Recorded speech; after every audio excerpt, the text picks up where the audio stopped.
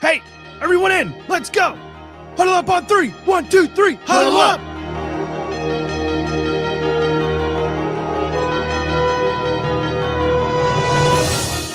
No one, and I mean no one, comes into our house and pushes us around.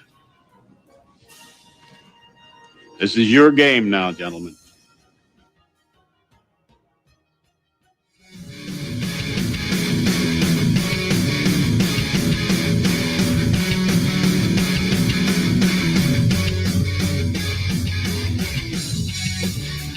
Two minutes to go. And a puck up Dan Holtby watching a bad bounce out of the corner and a shot and a save made by Brady Holtby. Oh my! As Alex Tuck was robbed on a puck that came bouncing out of the corner, and Washington by a whisker. Still on top with 1:59 to go. My goodness, Brady Holtby. Off the face-off, the Capitals have won it. The capital of the country is the capital of the hockey playoffs. Many doubted we'd ever see it. But here it is. The return to glory.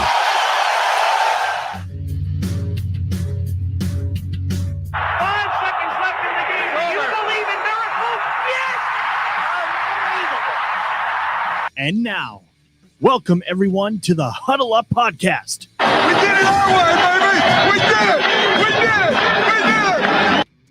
Welcome everyone to the Huddle Up Podcast, live here on Facebook, Periscope, and on YouTube. And we are glad to be with you on a Tuesday night. It is Tuesday, September the 15th, 2020. We got tons to talk about this week, including what did we learn? What do we know? What are we looking forward to? But first, make sure you follow us on all of our social media at Huddle Up Podcast on Facebook and on Twitter. We are on Instagram and YouTube as well. If you go to any of our social media channels, you'll find the link tree, and that has every link, including the subscribe links to our podcast, as well as all of our Twitters as well. So make sure you check them out. If you're following along with us in the live video, please give it a like, give it a share wherever you are watching it. And, you can also leave some comments and we'll answer them throughout the show if you feel like doing that.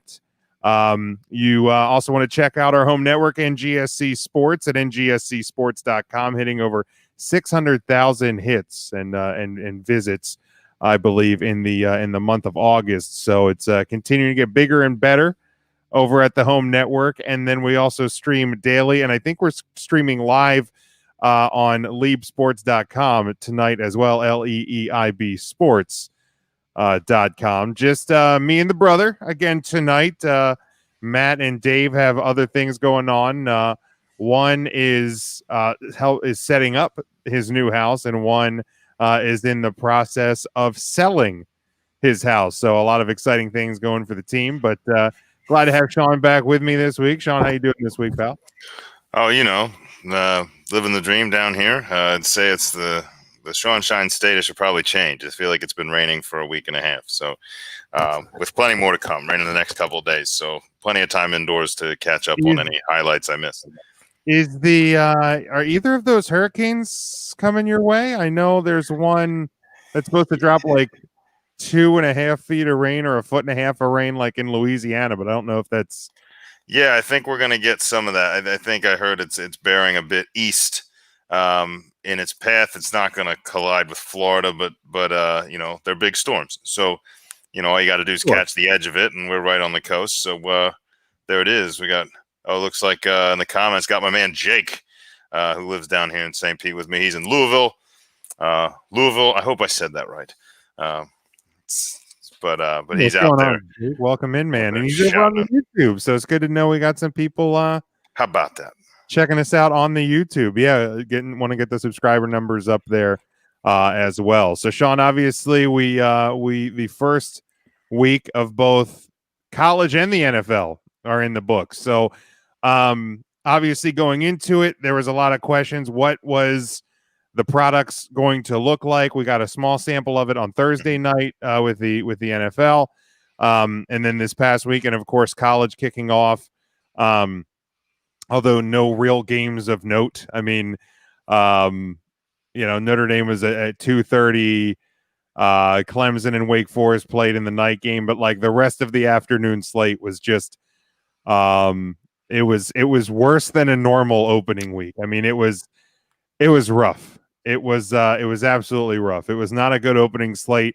A few more bigger games this week, but I think the SEC starts play next weekend. So we'll talk about that on next week's show.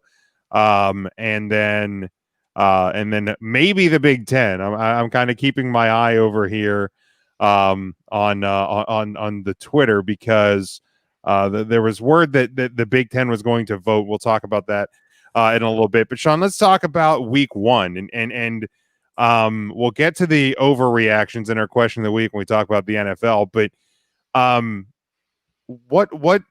what did you like? What did you not like from week one in football? I mean, for me, it was obviously different with less fans or no fans. And in most cases, in the NFL, there was no fans, except in Florida. But I guess in Kansas City last Thursday as well. But in college, there was varying degrees of fans or no fan. I know Wake Forest didn't have any. Notre Dame, I think there was around 18,000. Florida State had state.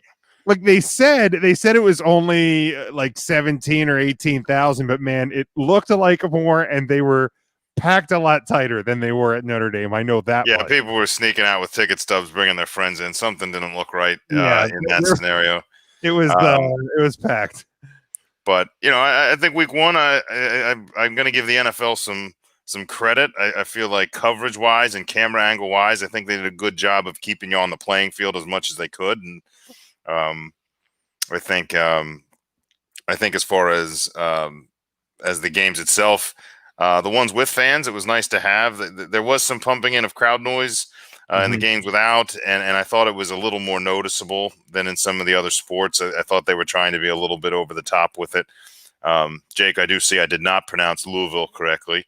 Hopefully I get better at it. I haven't been practicing. Got to get my Louisville speech up. It's almost two syllables. It's Louisville. Is that like an accent thing? Like almost like there's a hidden in there, like Louisville. Like there's a hidden. I don't know. He's tried to coach me up, but one thing I thought was really interesting about the first week is how in the very first game with Kansas City and Houston, one of the big stories, despite half the fans being there, was the fans, kind of the booing of the standing for equality, and it's kind of one of those. I'm not going to get in a whole debate about it on this show, but it's kind of one of those like all right, we'll move it to a different spot than the national anthem, and the boos come out anyway, and not a good look. Were there a lot of boos? Were there not a lot of boos? Was it conveniently placed cameras? I mean, or microphones? Nobody really knows, but that was interesting to see. But I think as far as projecting that volume, I mean, it was very clear to me they had plenty of microphones set up to amplify. Well, and did you hear what? And at least I think it was just Fox and CBS. Did you hear what they were doing? So they worked with NFL Films, and it was noticeable a difference between the NBC games and like Monday Night Football last night to the games on Fox and CBS on Sunday the afternoon, because the networks worked with NFL Films, and they actually got audio from stadiums. So like for an instance, there was a spot where the Jets, I think, had gone for it on 4th down and 1, and they didn't convert. Right. And like you could hear the crowd cheering and whatever. And so it was from that stadium? And it was from the Bills stadium in that scenario. So they have like generic crowd noise, but then they also have like extra stuff for specific scenarios. Like and it did feel like it applied. Like it did feel like, when there was whether it was a boo or a cheer or a heckle or whatever was going on, especially when it was reacting to penalties, things like that. It was very obvious that they had audio specifically for a bad interference penalty. The audio was different than like holding on the offense. So like even those things felt big. Yeah. So in that sense, it was very good. But otherwise, you were right. NFL was definitely a better product than the college game was. I mean, our Irish gave us a little bit of a scare, and Duke put on a good show for the folks a little bit, especially in the first but half. Duke's a well-coached team. I mean, they're kind of one of those ones. I mean, it used to be that they may have stood a better chance if their basketball starting, their 10 basketball players suited up and played. It's not that case anymore. That Duke team has become way more competitive in the ACC than they used to be, and were it not for Clemson. They might have a chance to challenge for a top spot some of these years in the recent past. But college didn't really do anything else for me this week. No, absolutely not. I think I watched about a minute and a half of that Clemson Wake Forest game just because I was curious to see if there were fans in the building, and there wasn't. Yeah. Well, and the interesting thing, I mean, I know we talk about fans, and I don't mean to cut off the Florida State. I meant to talk about kind of came into play, limited fans, whatever, but then they had quite a long weather delay in the middle of that game. Storms hit Tallahassee, and I mean, I was listening to it on the radio down here. Obviously, you get the feed for Seminoles games, and they were just talking. I'm like, where's the game? And here they were on a delay, and I'm thinking 15,000 people in a concourse is a lot different than 15,000 people in a bowl. You know what I mean? So, you tried to limit how many people were able to be there, and then they're kind of sandwiched into the tunnels behind the stadium because I don't think they're allowed to be out there either in a storm. I don't know. I don't know. I think each stadium is a little bit different. I don't know if that one's got a cover. I don't know that one has any cover. And I don't know, because I remember one year, I think it was at Michigan State, Notre Dame and Michigan State. There was storms had come through, and some fans just elected to sit out in the grandstands. So I don't know if they forced people out or not. By the way, the Islanders took a 1-0 lead. About a minute. With a minute left, of course. Don't call it a comeback. Obviously, we'll keep an eye on that one. One half of the Stanley Cup Finals is already set. The other half could potentially be locked up tonight, but not if that score don't change. Right. But so I don't know if college, if they're able, if now stadiums are forcing people out into the concourse, and also depends on specific stadiums. I mean, Notre Dame, you can pretty comfortably fit 20,000 or 18,000 people in the multiple concourses at Notre Dame Stadium. Because there's an upper concourse, there's a lower concourse, and they're fairly large in size, especially since the addition. I know when my wife and I were out there a couple of years ago when they were in the midst of the construction. I mean, the concourses were already bigger, and it wasn't even completed yet. So, but there's other stadiums that have very small concourses, so that can be a problem as well. So yeah, and a one in from Edmonton, but in Tampa, 1-0 Islanders. Yeah. And on the lines of that, I was just thinking today they run the ads down here for the fans to watch and like to do, and they call it being the distant thunder, and I think that's pretty clever. They definitely love the hockey down here more than I thought, but the distant thunder I think is a pretty clever way to do the watch from a distance and be Sure. I like it a lot.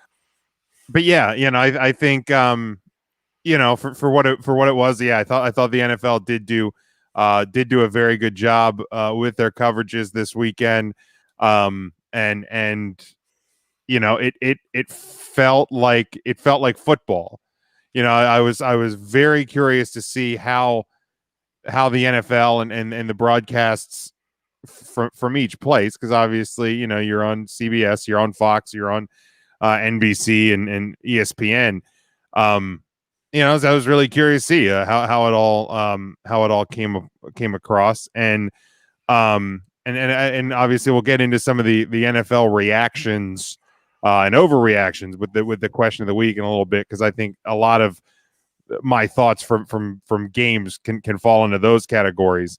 So let's move ahead here into the college slate a bit, and there was already some changes, and this is something we talked about last week when we previewed these both college and NFL seasons, and we've talked about it with baseball, and we've talked about it with hockey and stuff, that and hockey just hit 7 weeks without a positive COVID test.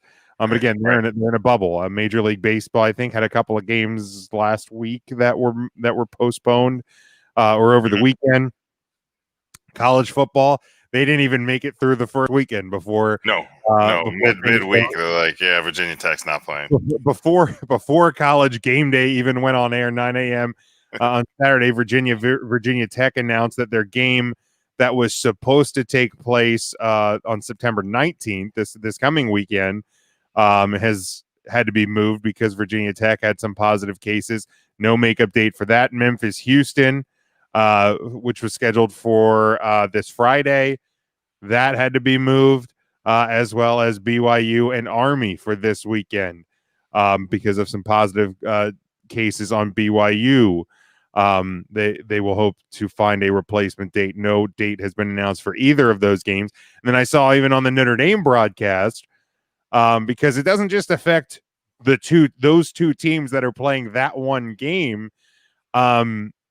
Duke was scheduled to play Virginia in November. That game has been moved up to the end of September when Duke was supposed to have an off week so that Virginia and Virginia Tech can reschedule their game later in the year. So I feel like this is something that we are going to continue to see as the season goes on. Again, with the NFL, we talked about how it's a little bit easier to contain because even though you're not in a bubble, you don't have college kids going to class around college kids who are going to parties and things like that. So 3 games already that were moved because of positive tests, and then others had to be moved because of those. So it's going to be an evolving slate, I think, as the season goes on. Yeah, and then we touched on a little bit last week. I think when you're talking college campuses, I mean we've all been in that 18 to 22 age range, and I touched on it last week. It's not an age group that likes to listen to direction and likes to be told what to do, and you can tell all you want about 6 feet, and you can tell all you want about contagious and dangerous virus, and these kids, I mean, all they're seeing is like, well, I only get 4 years of college. Like, I'm not going to waste it in a dorm room or locked in my house or taking classes online. They want the college experience. And a lot of these kids that go out there, I mean, I'm not going to say I blame them for that. I mean, as much as they're going to be paying for this for as long as I'm going to be paying for this house. So it's hard to argue with them. Odds are they will be fine. The issue obviously is, how far does that chain go, and does it affect the sports, and does it affect money coming into the school, and does it affect other schools? Then does sports create a larger kind of risk factor for the spread of the virus? I don't know. I would hope that the tests come rather quick. It seems like at least you can identify it a lot faster than we could when we talked months ago about will there be football. So I'm hoping that at the very least, you can kind of just quell it, and at the very worst case, kill the season and just be like, you know what? Didn't work. We were wrong. But I don't know. Maybe some teams just have to kind of withdraw, and then you kind of just deal with schedules from there if it gets too bad in certain schools. But yeah, we'll see what happens there. But the NFL, I think, from what I'm seeing, looks like they have it and are going to have it together. I didn't think they would, but it looks like they're going to be fine. Yeah, and that's another thing that has kind of come in question is if the Big Ten actually gets their shit together and actually plays, will every school play? Because that can come down to individual university presidents. Sure. That could potentially come down to state government saying you can't do this. But then again, when high school teams are playing and NFL teams are playing, then it's kind of hard to say, because I think I know Dan Patrick said yesterday that, from what he heard, Michigan State won't be a part of it. Wisconsin may not be a part of it. But if that's coming from a state level, the Lions are playing. Why can't Michigan play? So and that comes in. There's a lot of things that happen when you draw the line from amateur to professional, I mean, I know collegiate players are now able to get paid for a likeness and things like that, but it's not. I mean, these are amateur athletes. They're students. They're paying to be there, not being paid to be there, at least on paper. And it's a very different ball game. At a professional level, it's like your employer's call. The NFL players were given the option to opt out, and I'm sure collegiate athletes will as well. But then, what does that do to your scholarship eligibility and the NCAA eligibility? If there is a season and you've just chosen not to play, are you still eligible next year? I think I remember. I'm pretty sure they I think I remember that act as being like a red shirt kind of scenario. That scholarships and eligibility would not be affected. But it's there's a lot of questions that come into play, and I mean, if I'm in the Big Ten and I'm a school that gets smacked around every year, I mean, obviously, it brings in money either way. I mean, if you're a Northwestern or Purdue, I'm sure there's a share from the Big Ten, and could the Big Ten say, well, if you're not playing, you don't get the share? I'm sure it would be perfectly within their right to do so. But I don't know. I feel like, you got to make the call for your school. You got to make the call for your situation, Sure. I mean, unfortunately, the Deep South, where it's the worst and it's been the worst, is the one section of the country that's like, we're playing no matter what. And we joked a few weeks ago, we saw that meme that was just, if back in March, if they'd have said, just stay in your house for 3 weeks and the college football season will be fine, the whole South would have just locked up for like 2 months. Nobody would have moved. They'd have been like, all right, well, we're in. What do you mean? Go Bulldogs, like Roll Tide. I got to have my football. Roll Tide. But I don't even know if that's accurate because, Saban's telling people, if you want a college football season, wear a mask, and there's videos of people just outside of bars and stuff in Tuscaloosa, just enjoying life. I did see on Twitter from multiple sources, it doesn't look like a Big Ten decision will come down tonight.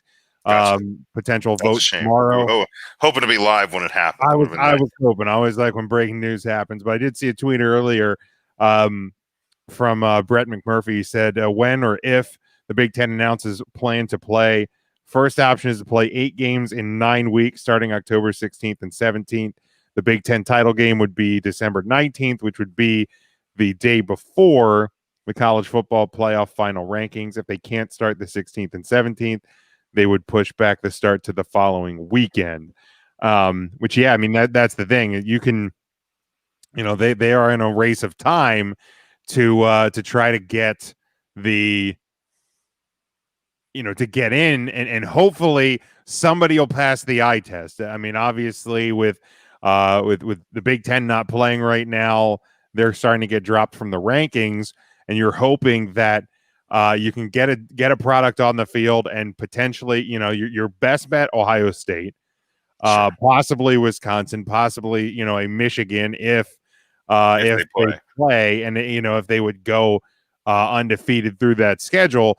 One of those you would hope would pass the eye test enough that an 8 or a 9 win team would be able to get in. I think a Big Ten team would have to go undefeated to be able to get in over a ACC or SEC or Big 12 team that has played 11 or 12 games by the time the conference plays. Yeah, but you got to ask yourself. I mean, is that as far as when it comes to the BCS decision and the playoff decision, you have to factor that in, and you hope they would. But if say Clemson would have come out and dropped one early, but gone on a run that probably would have left them in the run for the playoffs, and now you just add a conference that may or may not.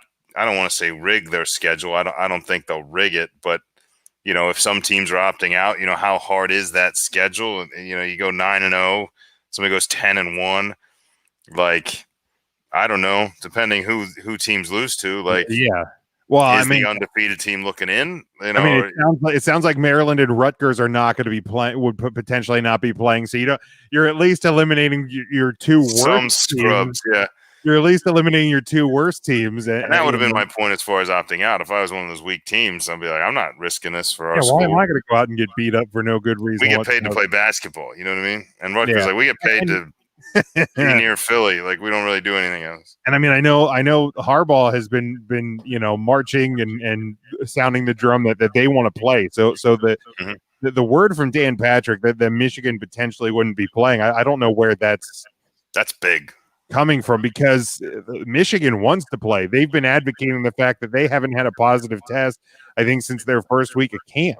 Right. But the issue is unlike the NFL, unlike the NFL, where it's the organization that controls their bubble, and your bubble is like within a team facility, and you have all the, like, those guys, realistically, they could just live in the training facility. Like, they could just leave their families if they needed to. True. These other kids have to be on a college campus, and like, it's only so hard, or it's only so easy to remove yourself from the general population of that college campus. And so, I don't know, to say like our football team hasn't had a positive test, it's like, well, yeah, but you're talking 10 weeks with students there. Yeah, it's a different as opposed to like we've been in camp while no one's here. It's a very different ballgame.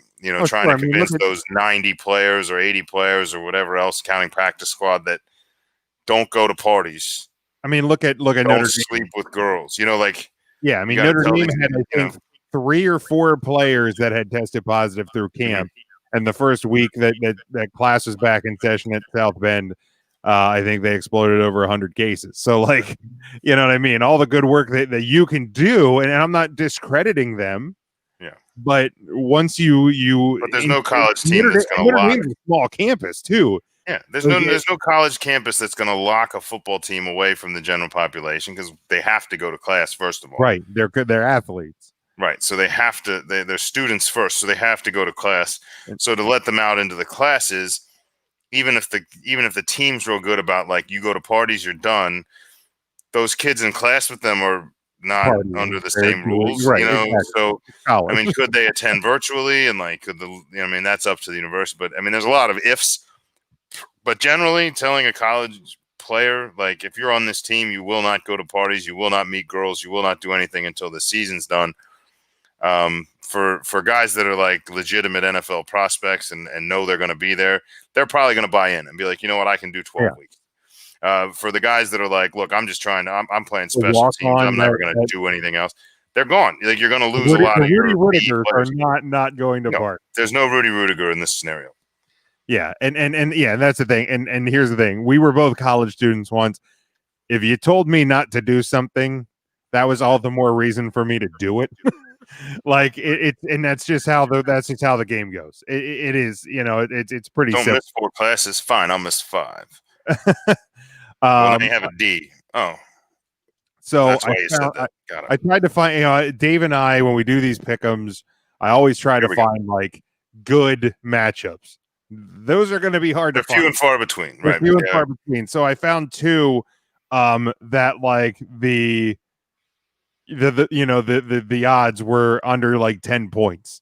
And there was one matchup of 2 top 25 teams this week. It's number 14 UCF. They have not played yet. They are a 7-point favorite at Georgia Tech, who was a victor over Florida State. So they are 1-0. The over-under on this one, the Ramblin' Wreck, 59.5. This one, 3:30 Eastern time on ABC. For those interested in Notre Dame football, remember, USA Network this week for Notre Dame. Never thought you'd hear the words Notre Dame football preempted by U.S. Open golf on NBC. U.S. Open golf, then Notre Dame, then Silk Stockings. Silk Stockings coming on after that. So the U.S. Open will be on NBC. Notre Dame will be over on the USA Network against South Florida. But I'm going to take UCF here. But given that they haven't played, but Georgia Tech has, I'm going to take UCF to win outright. But I'm going to take Georgia Tech plus. I think they're going to cover that 7-point spread.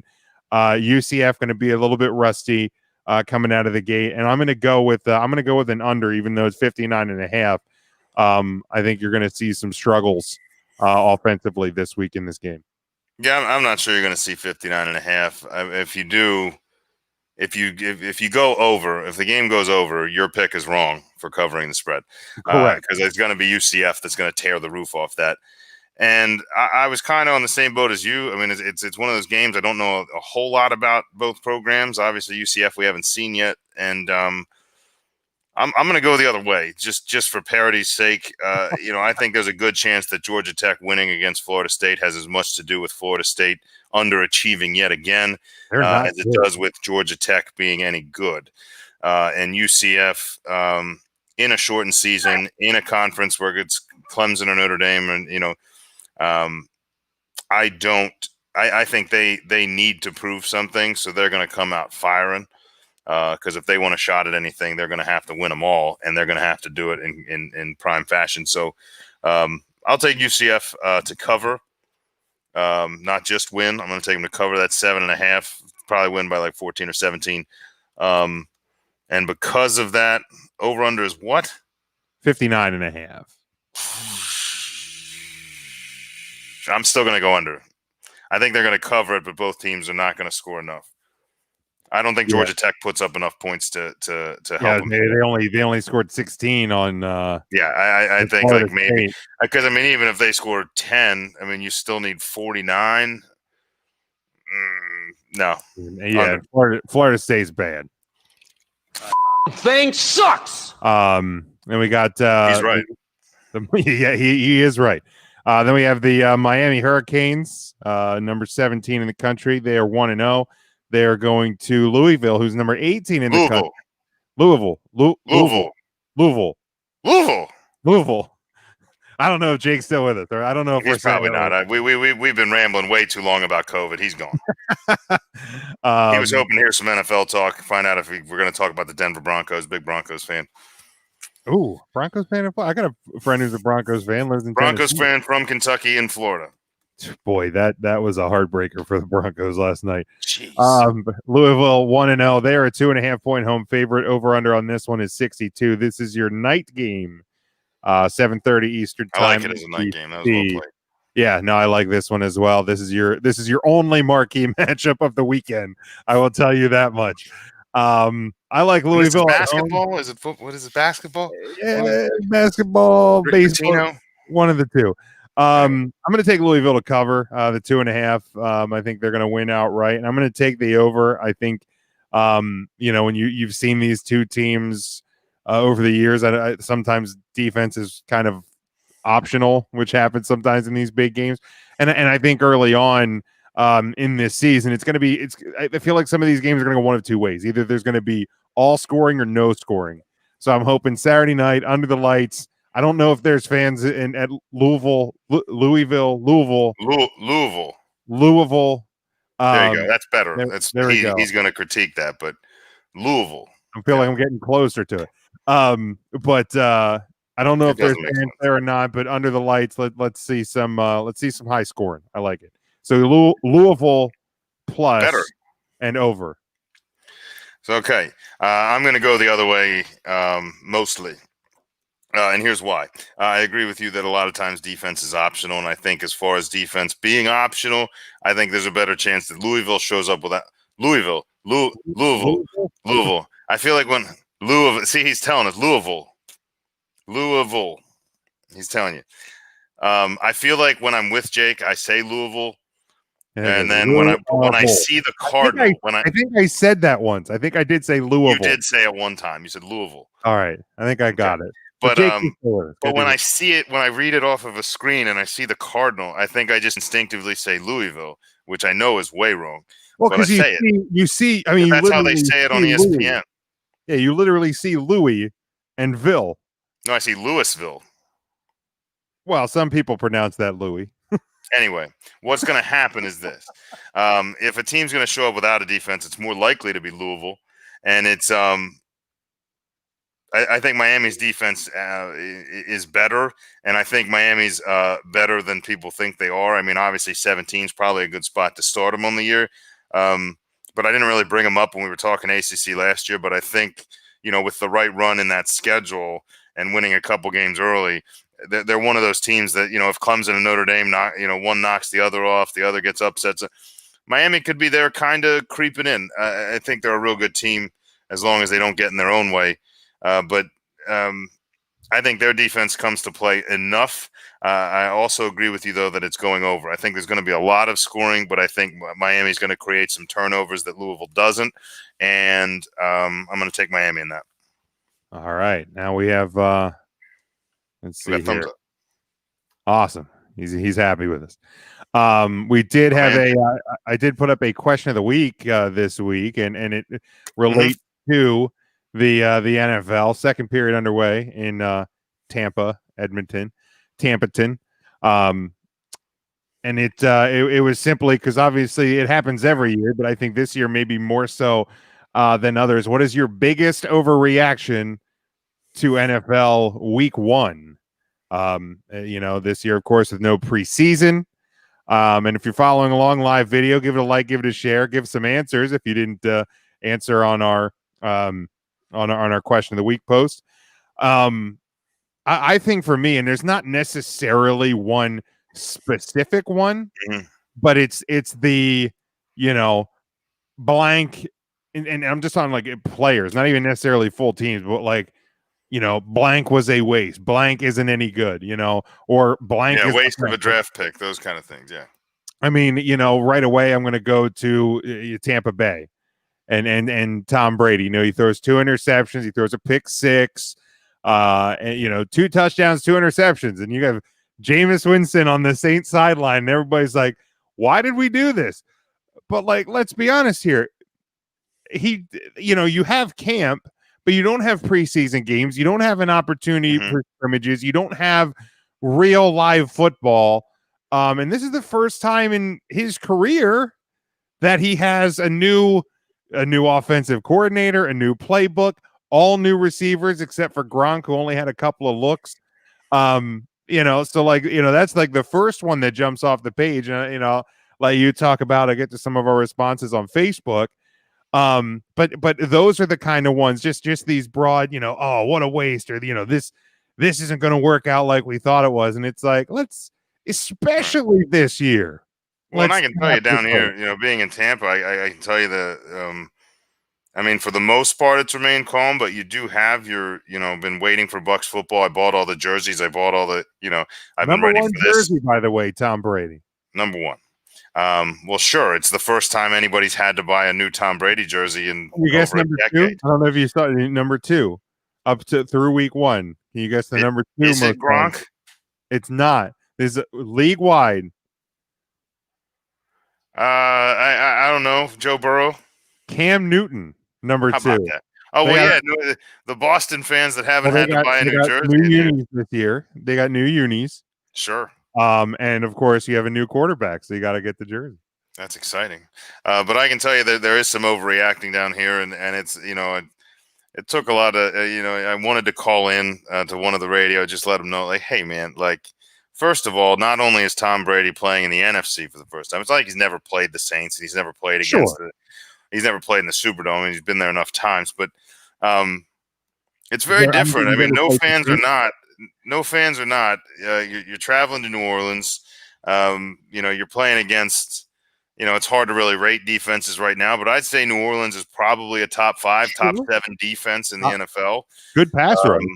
And there's a lot of pressure on you because New Orleans can score. So when you're on the field, you want to put up 7 every time. Simply just taking the field position game and punting. Drew Brees doesn't care if it's 60 yards or 90 yards. So there's a lot of pressure on you, and there's a lot of pressure on Tom. I think just the offseason in general, like the hype that's down here, and is Tom going to win before Belichick, or neither of them going to? That's all demons that are in your head just floating around, and like you said, without that preseason game to get those tosses in, you're gonna make some chances. And Tom owned up to it pretty quick. Like in that post game interview, he was like, "Hey, like I made some bad choices." Hey, he's been indoctrinated in the Patriot way just because he knows what to say. He knows what to say, and I mean, Bruce Arians a little bit. But that would have been one of my, if I was going to say like 3 biggest overreactions. Let's not forget that the Saints were favored in that game.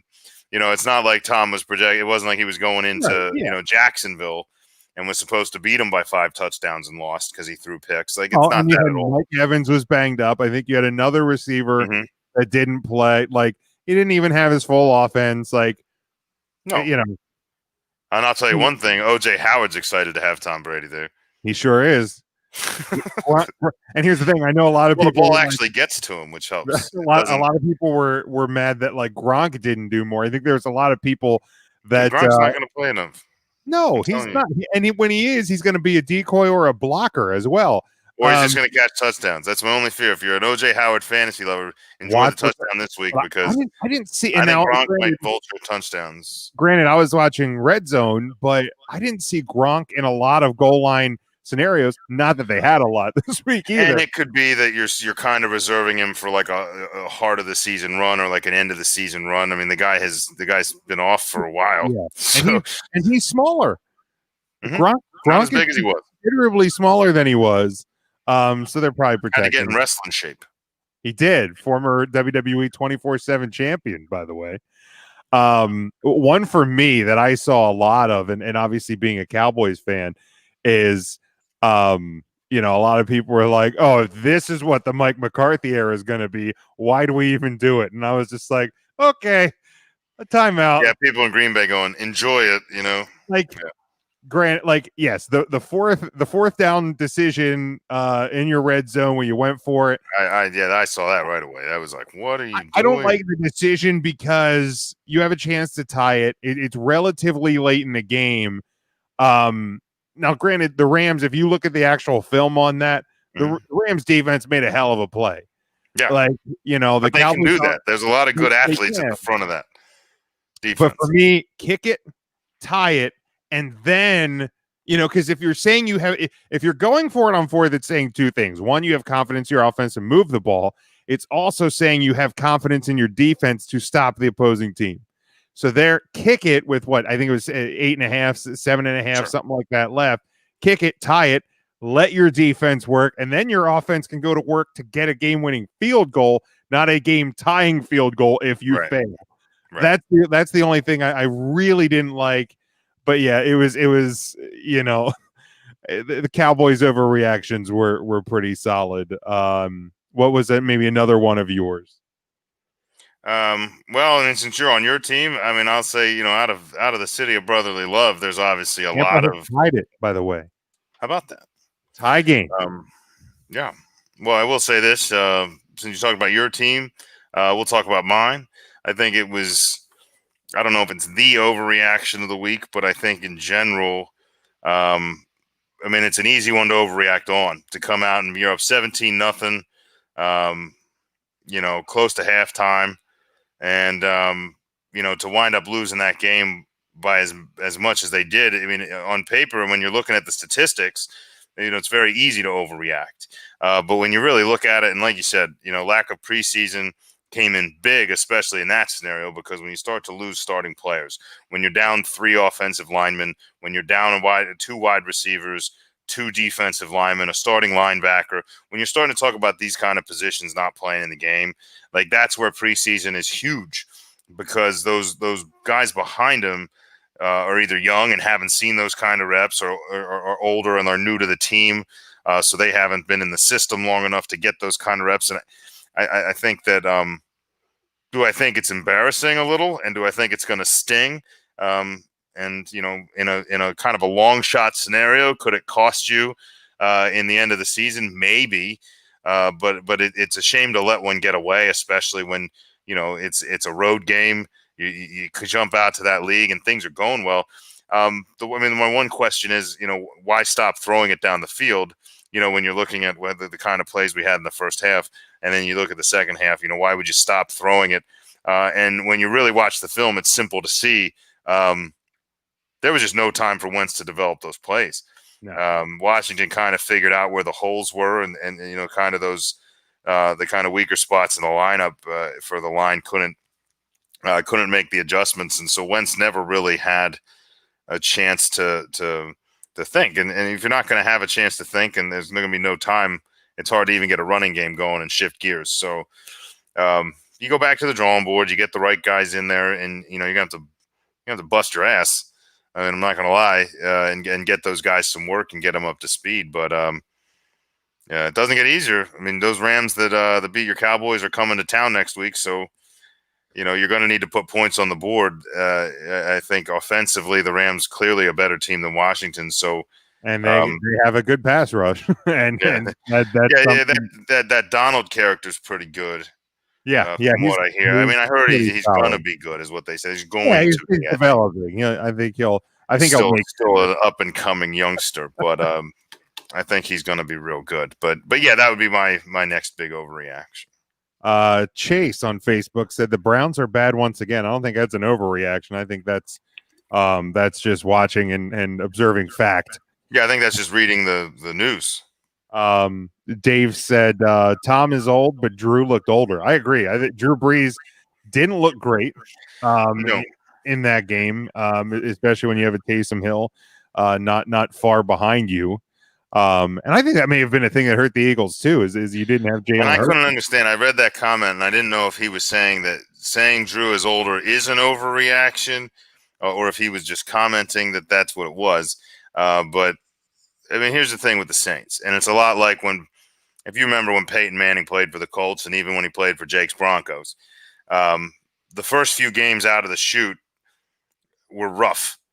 The Colts lost games in the first 4 fairly often, and if they did win, it was closer. And people were questioning, especially as Peyton got older, like, does he still have it? Does he still have it? Peyton and Drew Brees are similar in the sense they both are very timing-based quarterbacks. They run a system where they control the timing. They need to know where guys are, especially Drew Brees, who can't see over a defensive lineman. So he needs to know where you're going to be. And so to not have those kind of extra reps and have a shortened offseason and those kind of things, it's going to take him some time to get these guys up to speed, especially watch out next week if Michael Thomas doesn't play. You're going to have he's going to be out 3 or 4 weeks probably. 3-4 they said. So with an ankle injury.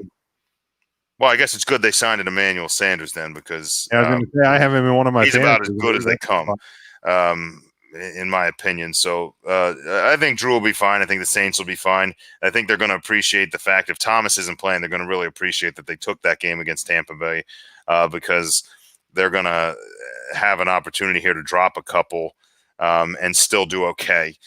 So Drew will be fine. I think Dave's, even though if it was real, was somewhat of an overreaction, but you're probably right. He did look older. And then Chris says biggest overreaction is Redskins D going to help them lead the NFL in sacks. That would definitely be an overreaction. Yes. Their D looked good. I'm not going to that pass rush looked good, but you're also dealing with an offensive line that is severely banged up. In Philadelphia. That's going to help. Yeah. And I think one of the other ones I saw, and it's a game we'll talk about when we're doing our matchups this week. But people were reacting to Cam Newton and and how he played and how that offense looked different and how great they can do. I think they can be good, but. I think we also need to tap the brakes too on maybe some of the expectations with New England as well. But do you have any other overreactions from the week that was, John? I don't think so. I have an underreaction. It appears that the Tennessee Titans are sticking with Gostkowski. They're calm about it. How you have a formerly incredibly proficient kicker that gets a hip surgery or hip replacement or whatever he had done, and then comes out, misses a couple extra points in a field goal, or I'm like, I'm not going to say panic, but you can act a little more panicked. Your fan base would love it because that got a bit dicey. But that's my underreaction of the week. Is just he'll be fine. That's my underreaction. Tampa scored 2-1. Tampa. Heads up. At 10:01 of the second, so they're up 2-1 now. Lightning does strike twice. And if this score holds, folks. That would be your Stanley Cup matchup. If this score holds, but and I would be a huge Tampa supporter in that because fuck Dallas. What do I care? That even carries over into hockey, huh? I was at a bar once, and there was a tennis match where one guy was from the Northeast and another guy was from Dallas, and I rooted for the other guy just because. So, yeah, it does. All right. Well, I guess Dallas Desperados, I hope they can go into winless every year. I guess I can't argue with you there, but all right, let's keep going here. Week 2 of the NFL, of course, kicks off on Thursday night. Let's rock it. Not going to talk about what even is the Thursday game this week. I'm not even sure. Without I can look it up here real quick. But Thursday's the Bengals Browns. That's why you don't know about it. That's right. Joey Burrow looked okay. Battle though. of Ohio. I would argue. Cleveland. I would argue Joey Burrow looked better than Danny Dimes in New York. I would argue that he looked better. Yeah, maybe. I thought Danny showed some drives. I mean, you got to remember that. Okay, there was just that one, very Eli-esque decision. Yeah, but I mean, you also have Joe Burrow playing against. He's not playing against the Steelers in that game. Well, you know that's I mean? true. They were what? So it's a little bit different when you're playing against. Yeah, and the Chargers on a bad defense. I think Danny Dimes comes out. Their defense has been good for years. Yes, to the point where they're going to waste a great defense because they have no offense. Yeah, I don't know. I think the Chargers have a chance to make some noise. The downside is the Chiefs are there. For Jake's sake, the Broncos are there, and I thought the Broncos' offense looked pretty good. They Locke looked fine. Drew Locke looked good, and they were missing Cortland Sutton. They're missing their one. Yeah, they're missing their the wide receiver one. Melvin Gordon looked pretty good. Now, and people talk about the Lindsey injury, and I didn't see how severe that is. It doesn't sound that severe, but even if you have to lean on Gordon for a little while, the good news is you get to find out what you have in Gordon. Sure, that's like the nice thing. If you have to, lean the rock his way. But yeah, I thought the Broncos looked good. The defense. Oh, I guess they reviewed the goal and it was waved off as I looked over. Oh man! So it is still 1-1. It is still 1-1. I was trying to just look here on Twitter real quick, but yeah, that Thursday night matchup. Good Lord. Yeah, goal is waved off. All right, so let's go to Sunday. We'll start in Philadelphia with your Eagles. The 1-0 Rams come to town against the 0-1 Eagles. This one's a push. There's not a favorite right now, according to this was. I don't know what source Fox Sports uses for their betting line, but yeah, I have according to the score.com, I have Rams by 1. Rams are favored by a point. Okay, all right. So it's close. It's gonna fluctuate around. It's gonna be right around there, depending who's betting it. And up until game time on Sunday. Again, this is Tuesday. Depending when you listen to the show, if you are into the degenerate lifestyle, you should probably always check your sources before you hammer any bets. 46.5 is the over/under line on this one. 1:00 Eastern time on Fox. Not to just be a Cowboys homer here, but I like the Rams to win outright. I'm gonna go under. I think the Eagles are gonna struggle to move the ball against this Rams defense. I mean, if you only put up 17 against Washington, I think the Rams defense is better. I still am not totally sold on the Rams offense. I mean, they did move the ball against Dallas, especially in the first quarter, but then the Cowboys defense settled in and was able to contain them a bit. So the Rams only scored 20 against Dallas. Eagles only scored 17 against Washington. I don't think we're getting to that 46.5. So I'm going to take the Rams and the under. Well, I agree with you on the under. I don't think they're hitting that number. I'm not going to say the Eagles need to win when you're looking at a game 2, but at some point you're going to have to learn how to do this. And first of all, I don't think I ever really did the math on the fact that Ramsey is on the Rams. I didn't really do a math on that, but that's awesome. How that jersey's not selling more, I don't know. But either way, I think the Eagles, because they're idiots. That's why. Oh, that's right. They're gross. Don't want to buy those things. They're gross. The logo on the field looked stupid. Oh, I actually like the logo on the field. Oh, I don't mind their new helmet. And I think the logo. I think the logo looks nonsense. I think it looks like a video game graphic from like 1987. the blue jerseys aren't horrible, but those they call them bone uniforms that they wore against Dallas. Yeah, they bone those up. That's like why it's not gray, it's not cream colored. It's like between the two. It's like a grayish tan. Yeah, gray catch. Horrific. Horrible. Gross. Gross. They are absolutely gross. But either way, that jersey should sell more. Ramsey is pretty dope. But the Eagles might be in kind of a perfect situation, and the injury bug may help them when it comes to playing against a top tier corner like that, because you don't have a definite guy that he needs to be on. Ramsey's used to running up against teams where it's like, I have Amari Cooper, I have AJ Green, I have Julio Jones. That's my guy. He's just going to have to pick a side. And I think the Eagles are in a situation where, because everybody's kind of going to own a piece, I'm going to guess Ramsey's going to be on Ertz more than anything else. If I was going to guess, he's going to be asked to kind of come into the middle more, which is going to open up sideline routes. And it kind of gives you a chance to get Goddard involved, which is my tight end start of the week. That's a lie. But it's a good start this week. If you have Goddard on your team, it's not a bad thing to think about, because Ertz will probably get blanketed by Ramsey. However, I think they keep it fairly low scoring as best they can. The Eagles are going to try to run more of a possession game and then use that downfield stretch, because you're going to have to run short plays to kind of keep the pass rush at bay, and then you use that speed over the top of it. Instead of just keep going downfield, which I think is what we tried in the first half this week. So I think the Eagles, I'm not going to say shock the world, but they're going to shock the Rams. So they'll cover that 1 point if it is 1 point. Probably win it close, but it's still going to stay under. So I'll take the Eagles.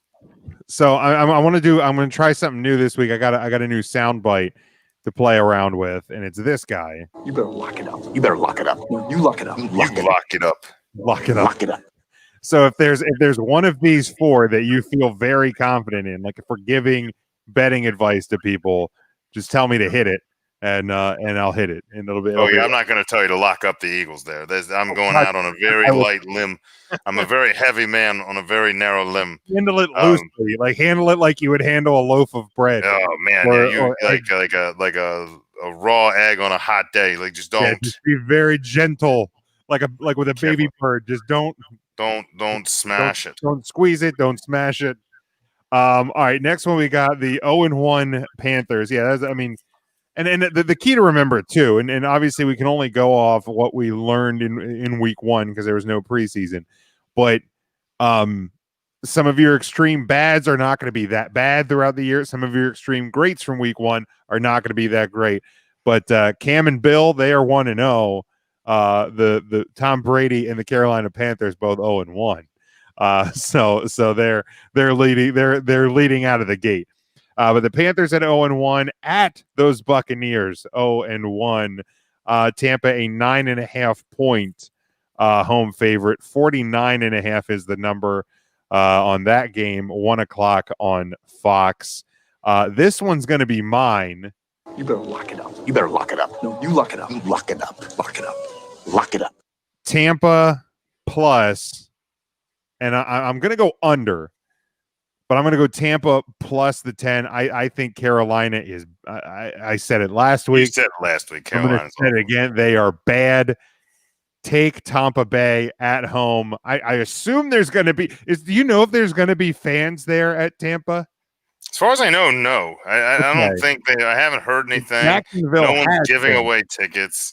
But I don't know. At one point they were talking about fans. I'll have to look at it, and obviously you'll see it, and then people listening will see it before I get to say it on air.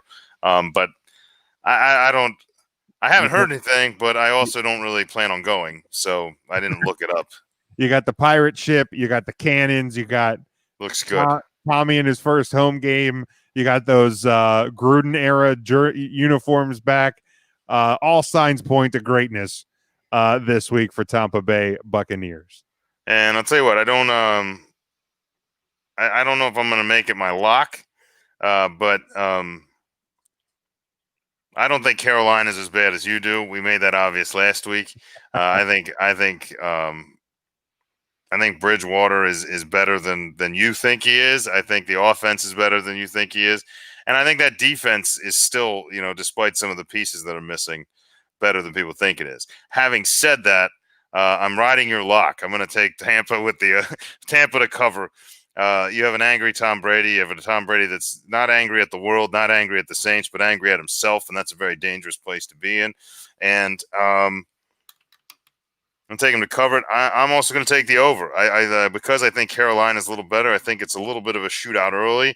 I think Tampa pulls away late, and I think they cover, and it goes over. All right. Then we go to the desert. We go to Arizona. The 1-0 NFC East leading Washington football team goes to the 1-0 Arizona Cardinals. They are a 6.5-point home favorite. 46.5 is the over/under number on that game. 4:05 on Fox. I feel like this is a hard game. Kyler Murray looked really good. I thought the Washington offense started to move the ball pretty well in the second half.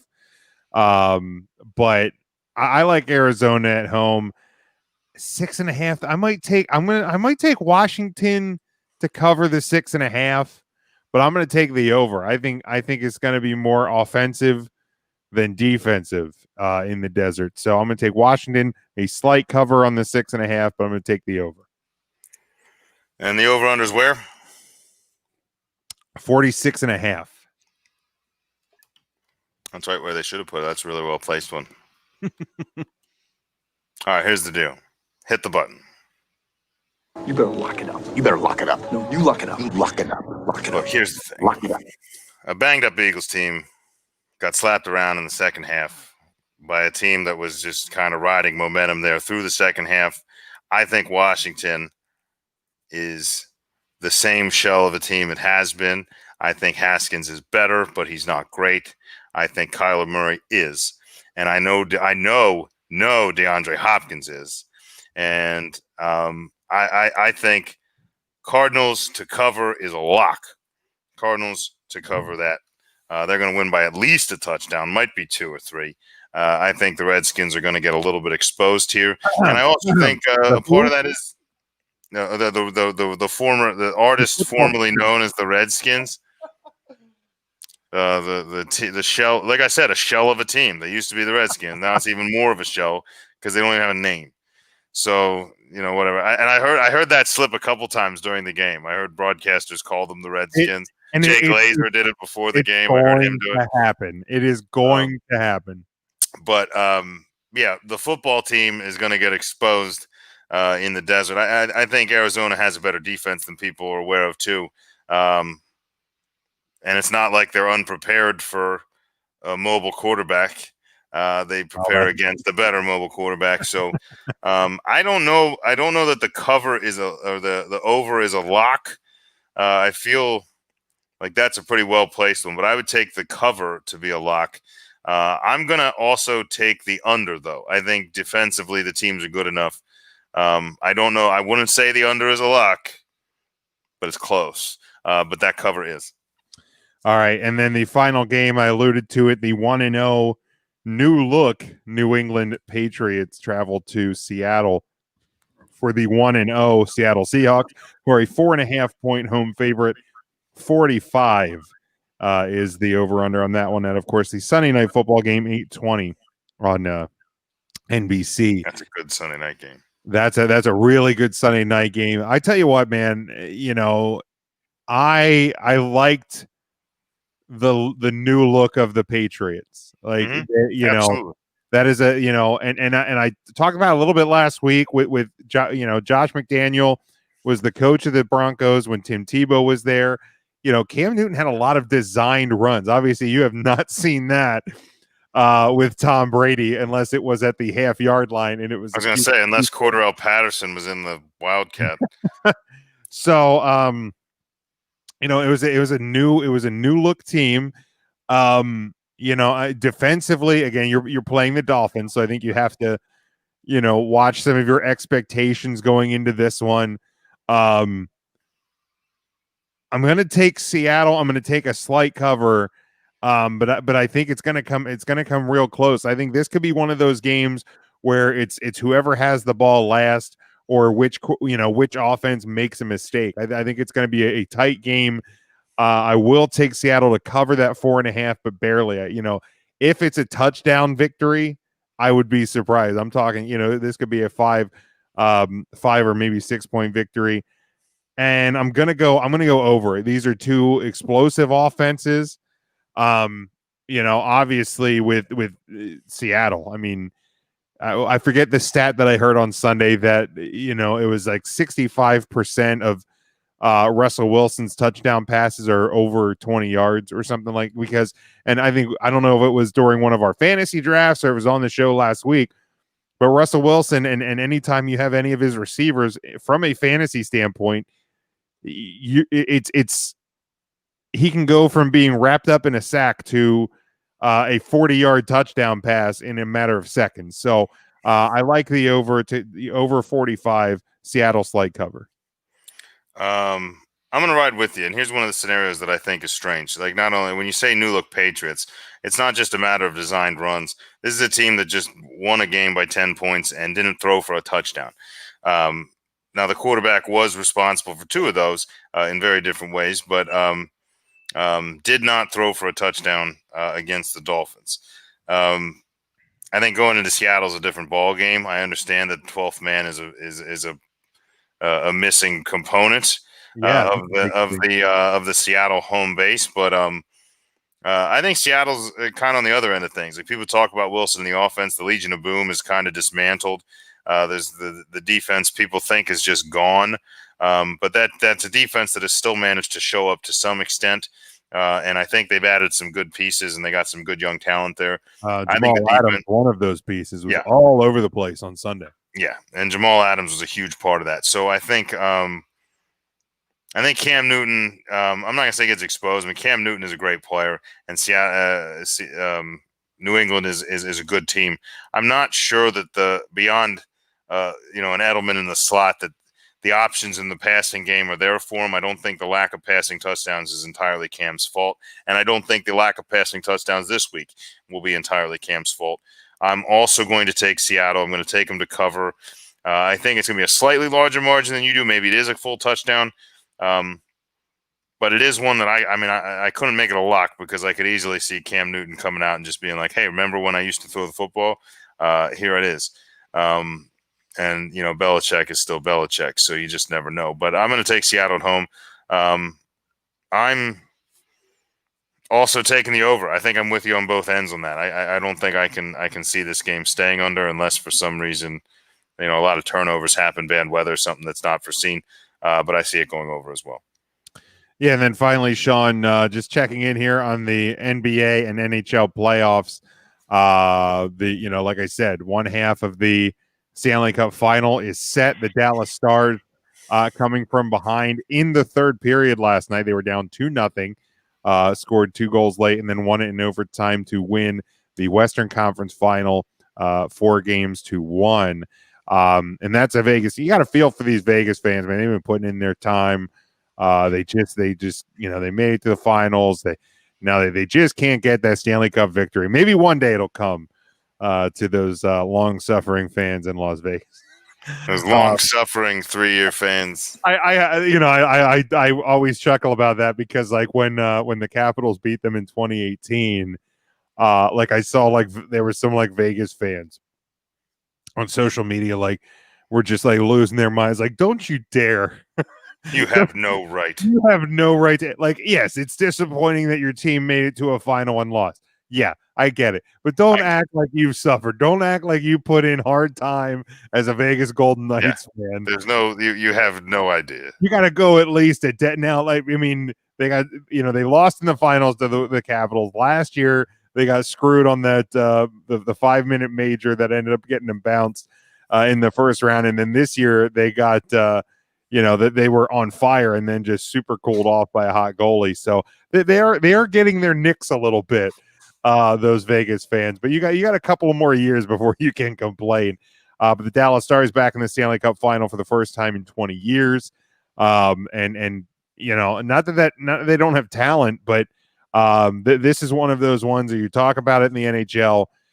It's about getting a hot goaltender at the right time, and that's exactly what they have in Anton Khudobin. He is just an absolute monster in net. So whoever comes out on top here in the Tampa, and by all accounts, it looks by the time we're on the air next week, it will most likely be the Tampa Bay Lightning. I don't see the Lightning dropping 3 straight to this Islanders team, regardless of how good the Islanders have been. Tampa looks like, for whatever has been the missing link over the past couple of seasons, they look like they have found it. So, but you know, I'm impressed. I would not have guessed at the start of the season, much less the start of the 2020 Stanley Cup playoffs, that we'd be staring down a Tampa Bay Dallas Stanley Cup final. Yeah, I don't think I'd have narrowed down those two teams at all. But like Tampa, maybe. Yeah, maybe Tampa. And by the start of the playoffs, I had them in my Final Four, losing to the Flyers. But I don't. It's not that I'm not buying Dallas. I mean, Dallas has clearly beaten some real good teams. They beat 2 different teams that I had in my Final Four in Colorado and Vegas. And their goalie's playing phenomenally. And on the other side of it, they're scoring goals. It's not just one of those teams that gets a hot goalie and scoring 1 or 2 is fine.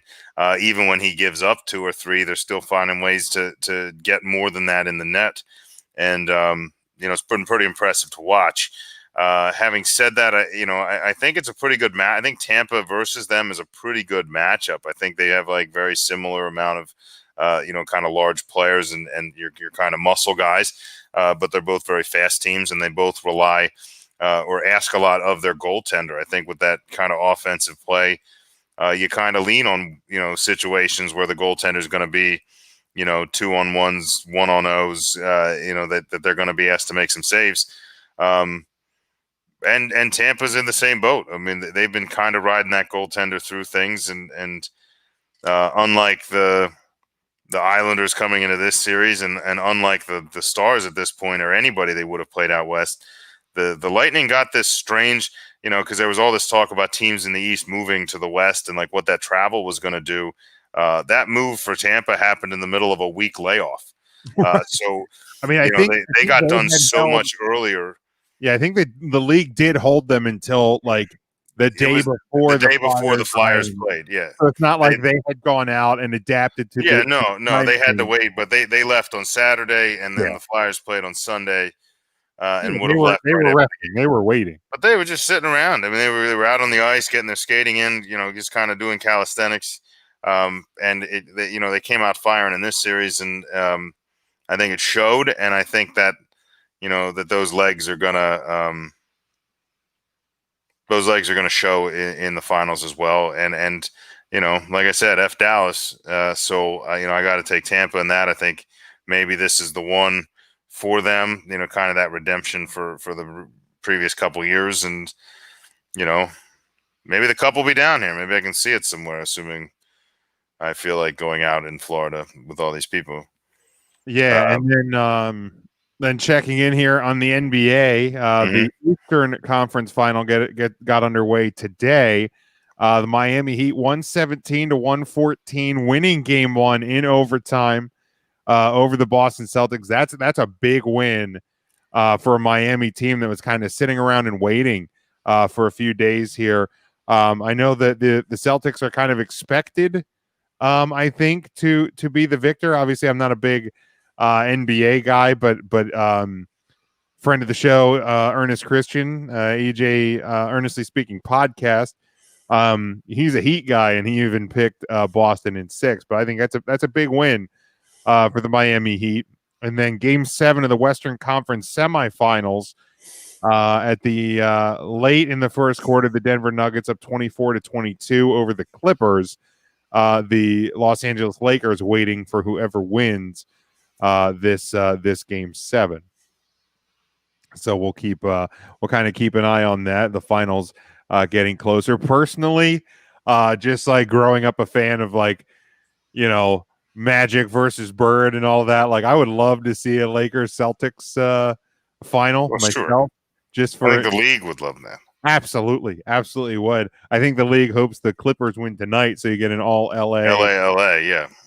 Conference final. But Miami seems like a lot of fun too. And I mean, from a league standpoint, I think the league probably wants the Lakers to get into the finals because obviously with the unfortunate passing of Kobe Bryant, which feels like 40 years ago at this point, but it happened in January of 2020.